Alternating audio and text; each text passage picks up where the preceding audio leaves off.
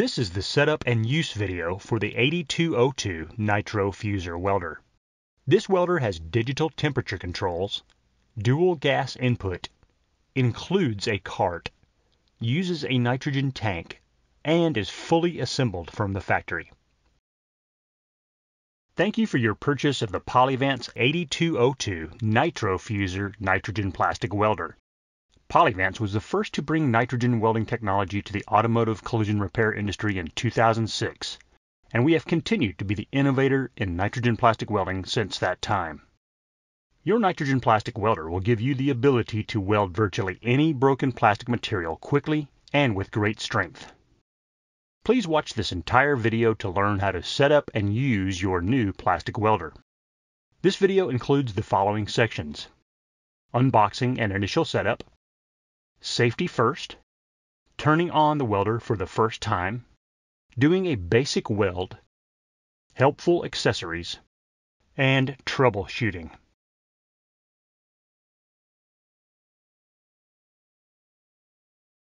Your 8202 Nitro-Fuzer welder comes completely assembled from the factory, but there are a few things you'll need to do to get it ready for use. First, you'll need to take it out of the box. Open the top and remove the foam padding. Visually inspect the welder to be sure there is no shipping damage. If there is, you'll need to contact the trucking company that delivered the welder. Use a razor knife to cut the outer shell of the box at the bottom, just above the staples. Cutting too high on the box increases the risk that you'll cut the welder hose, so use caution. Once you've removed the outer shell, lift the welder out of the lower foam pad and put it on the floor. There are several items that come with your welder. You will find a full selection of plastic welding rods and 3 organizer cases, plastic sheets, and a nitrogen bottle regulator connected to your welder and ready to use. Your nitrogen welder torch and hose assembly will be on a shelf detached from the welder. There is also a cardboard box containing other accessories. Inside the box you'll find a quick start guide which covers everything you'll see in this video to help you set up and use your machine. Let's unpack the box and get everything set up. Inside the box you'll find chains to hold your bottle to the cart. Thread the chains through one side of the brackets on the back of the cart to get ready to receive the bottle. Put your other tools, accessories, and welding rods into the tool bins on the top of the cart. If there is any masking tape on the nitrogen welder torch, remove it. Carefully attach the nitrogen welder hose to the welder by lining up the notches in each part. Don't push the connector in. The pins are easily damaged. Use the threaded collar to pull the connector in. Thread the teardrop welding tip into the airless welder, then put the welder torches into their holsters. The nitrogen welder with the red handle always goes in the top holster. Plug the airless welder into the receptacle on the face of the welder. Next, hook up your shop air. Screw your shop's male quick disconnect fitting into the lower hole of the air manifold on the front of the welder.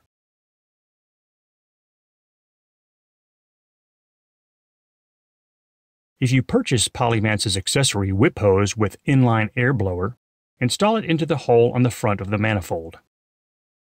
Connect your shop air line to the fitting. Make sure to use clean, dry, oil-free air.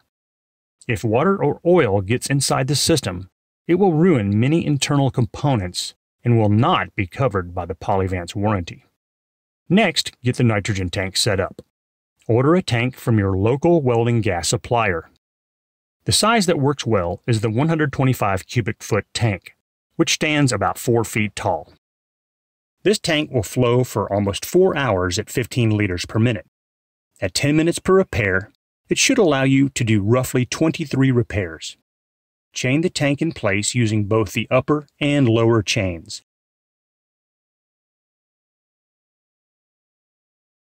Inspect the tip of your nitrogen tank regulator to make sure that it is clean and smooth.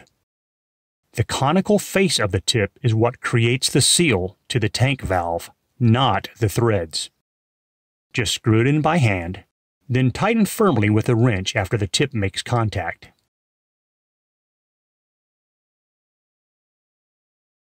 Do not use any Teflon thread tape on the regulator threads. Unscrew the T-handle until loose, then slowly crack the valve on the tank. The gauge closest to the tank shows the tank pressure. The other gauge shows the downstream or outlet pressure of the nitrogen. Turn the T-handle to get about 25 psi of outlet pressure. With the air line and nitrogen hooked up, you are now ready to use the welder. Please watch the rest of this video to learn how to use your welder for the first time.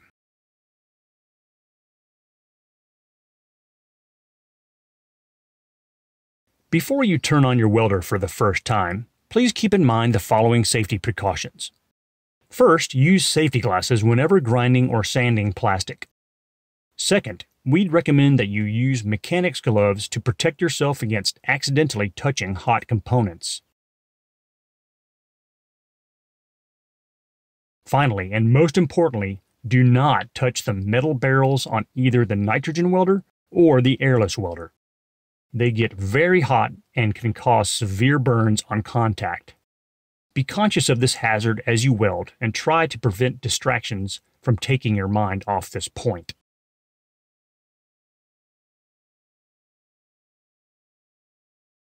Your Polyvance welder has automatic low-flow heating element protection. But despite that, always get the air and nitrogen flowing through the torch before you turn on the heat. First, attach your shop's compressed air line to the air manifold at the front of the welder. Make sure your air is clean, dry, and free of oil. Oil and water in your compressed air will damage the welder's internal components. If in doubt, install a filter dryer at the wall where you plug in your welder. To turn on the welder, make sure the welder is plugged into the power strip on the cart. Then, plug the power strip into a wall outlet. We recommend that you use a surge protector at the wall outlet. Power requirements in the United States are 120 volts single phase or common household current. The welder will draw about 7 amps of current at maximum power, so make sure the circuit you plug it into will support that. Make sure the switch on the power strip is glowing red. If not, flip it to the reset side. Turn on the welder's main power switch. If the torch is in the holster, you will see the yellow light on the air side glowing. The LED temperature setting readouts will activate and show off at first. Leave them off until you set up the air and nitrogen flow. With the torch in the holster, adjust the fine flow control on the air side to get the ball in the analog flow meter to float at about 12 liters per minute. As you can see, the ball is floating between the 10 and 15 marks here. Make sure you have air flowing through the tip of the torch. To set up the nitrogen flow, open the nitrogen tank valve and inspect the upstream pressure gauge to make sure that the tank is not empty. Then adjust the T-handle to about 25 psi on the downstream side. Take the torch out of the holster to switch the welder to nitrogen. You should see the yellow light on the nitrogen side glow now. If the flow is too low, you'll see the red low light glowing. Turn the fine flow control valve until the metal ball in the flow meter is floating at about 12 liters per minute. That is a good baseline flow setting for most bumper repairs. Again, verify that you have flow through the tip of the torch. Put the torch back into the holster and the yellow light should switch back to the air side. Now turn on the heat by pushing the temperature control knobs one time. Both welders will show the preset temperature. From the factory, the nitrogen side is set at 52, which is a good setting for polypropylene, the most common automotive plastic. The temperature setting may be adjusted depending on material and flow. You should notice that the nitrogen flow coming from the welder tip has begun to get hot. Allow about 5 minutes for the welder to reach its working temperature. If the gas flow through the nitrogen welder is adequate, you'll notice the green safe light is blinking. It is normal for the light to blink. If you reduce the flow under 10 liters per minute, the red light should start to blink, indicating that the flow through the welder is too low. This helps protect the heating element from overheating. Increase the gas flow until the green safe light begins to blink again. If everything seems to be functioning as described, you'll be ready to perform your first weld. Please watch the next section of this instructional video to see how to perform a basic nitrogen weld. Before that though, let's take a look at how to properly shut down the welder. First, turn off the main power switch. Close the valve on the nitrogen tank. Leave the compressed air on and flowing for about 5 minutes to cool down the heating element. Once the welder has cooled completely, disconnect the welder from the shop air supply and unplug the welder.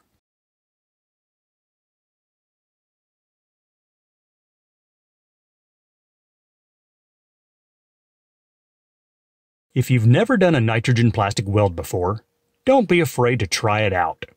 For safety's sake, be aware that the barrels of both heating elements get extremely hot and may cause burns. Wear eye protection and temperature-resistant gloves for your safety. Get a bumper out of your scrap pile. Clean both front and back with soap and water first and let it dry. Look on the back side of the part for the plastic ID symbol.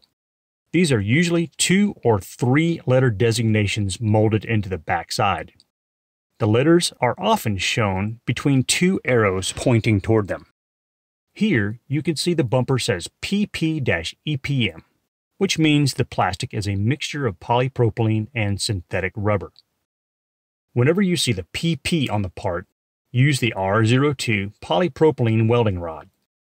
Your welder comes with a selection of both natural and black polypropylene rod in 5 different profiles. For fusion welding, always use the welding rod that matches the substrate. Do not use FiberFlex welding rod with the nitrogen welder.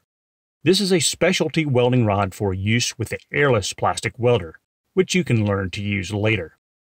At this point, let's concentrate on a simple nitrogen weld on a polypropylene bumper.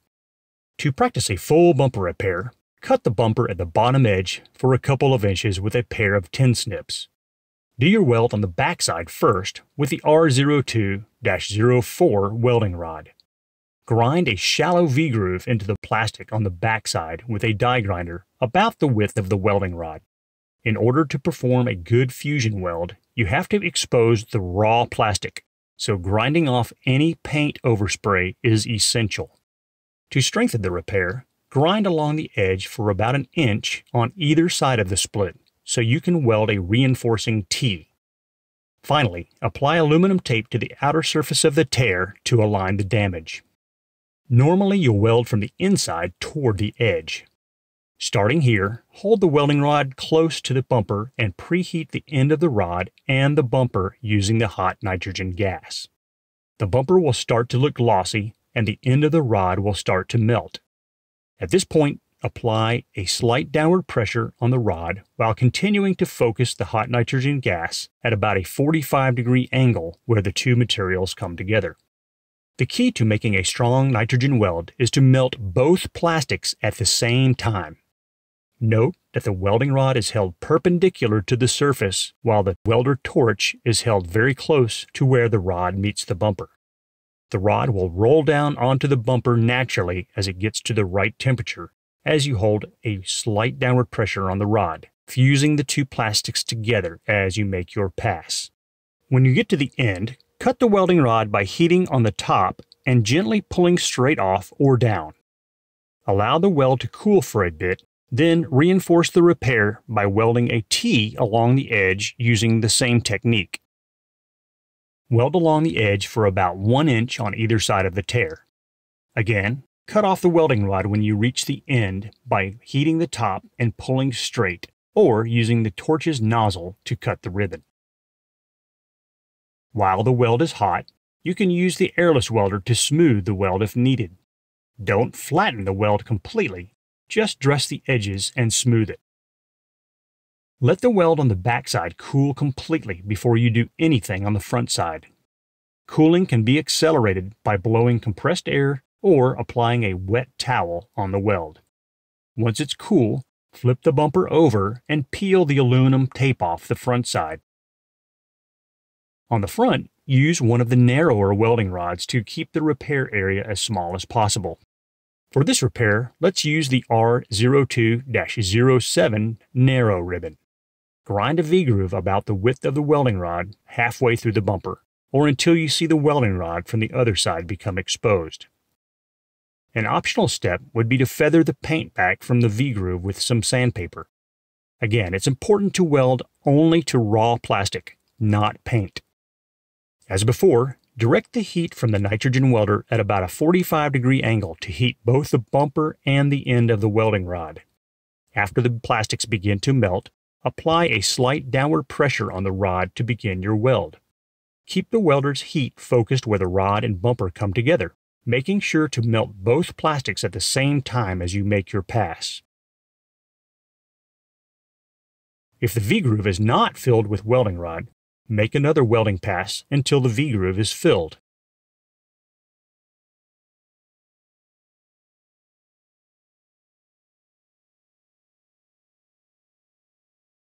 When that is done, use the airless welder to smooth the top of the weld.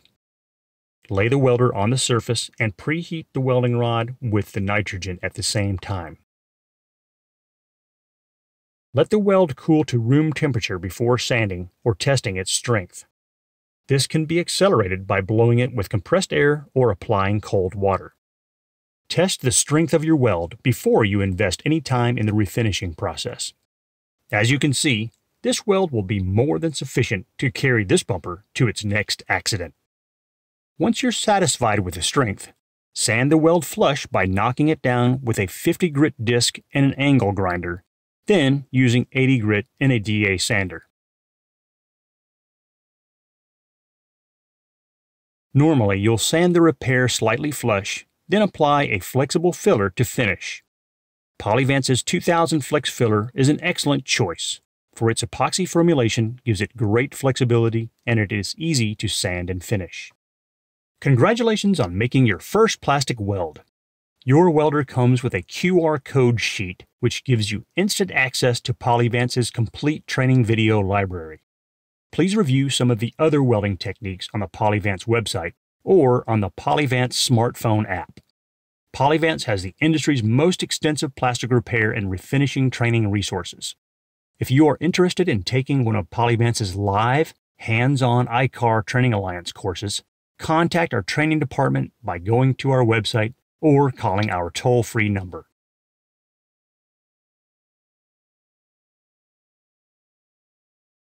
Although your Polyvance plastic welder is the most fully featured in the industry, Polyvance offers other accessories to help make plastic repair faster, easier, and more profitable. Check out the accessories brochure that came with your welder, or go to the Polyvance website for the current offerings. One of the most popular accessories is the 6146 Bumper Pliers Kit, which helps make repairs to the rectangular mounting slot tabs much easier. The metal die inserted into the hole prevents melted welding rod from obscuring the hole, making the process easier and more accurate. After the plastic cools, you will simply have to finish the top and the edge for a complete repair. A plastic stapler from Polyvance is a helpful complement to the plastic welder. Hot staples are great for holding headlight tabs in position or for tacking long tears together that are too much for the aluminum tape to hold by itself. Polyvance offers a wide range of cutting burrs for both air die grinders and for electric Dremel tools. These burrs are designed for cutting plastic quickly so you can start welding as soon as possible. The carbide cutting burrs make quick work of your V-grooves, and the drum sanders for your Dremel tool are great for preparing and finishing mounting holes and headlight tabs. A custom-fit dust cover from Polyvance will keep your nitrogen welder protected when you're not using it. The optional 6074 accessory shelf mounts to the top of your welder and provides lots of extra space to hold tools and accessories.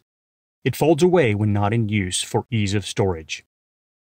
Polyvance also makes refinishing materials like plastic cleaners, flexible fillers, adhesion promoters, high-build waterborne primer surfacers, and specialty paints like our FlexTex VT texture coating.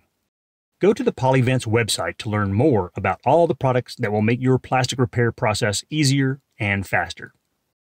Polyvance is the only company in the industry focused exclusively on plastic repair and refinishing. We have the experience, products, and training resources to help you make better and more profitable plastic repairs. Thank you for allowing Polyvance to help you.